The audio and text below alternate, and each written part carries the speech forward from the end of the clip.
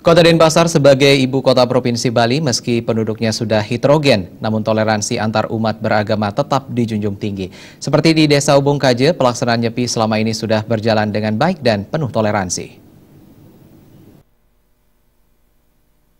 Kepala Desa Ubung Kaje Wayan Mirta mengatakan, Desa Ubung Kaje yang wilayahnya terdiri dari 18 banjar memiliki penduduk yang heterogen karena adanya banyak kompleks perumahan. Dalam melaksanakan catur berata penyepian, pihaknya telah berkoordinasi dengan Desa Pakraman Poh Gading melalui pecalang desa dan pecalang banjar agar pelaksanaan catur berata penyepian berjalan dengan tertib. Sementara untuk umat non-Hindu biasanya ikut menyesuaikan karena toleransi antar umat beragama selama ini telah berjalan dengan baik.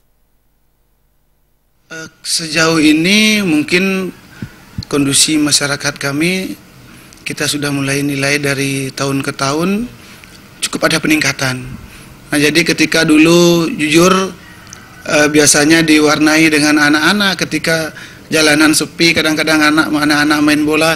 Kalau sekarang tidak ada, karena tegas dari Desa Adat dan Desa Dinas, mari kita hormati hari raya besar kita Nyepi ini.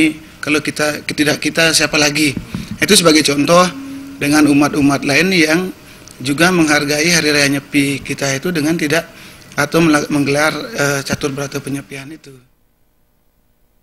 Wayan Mirta menambahkan dari tahun ke tahun kesadaran umat dalam melaksanakan catur berata penyepian juga sudah mulai meningkat.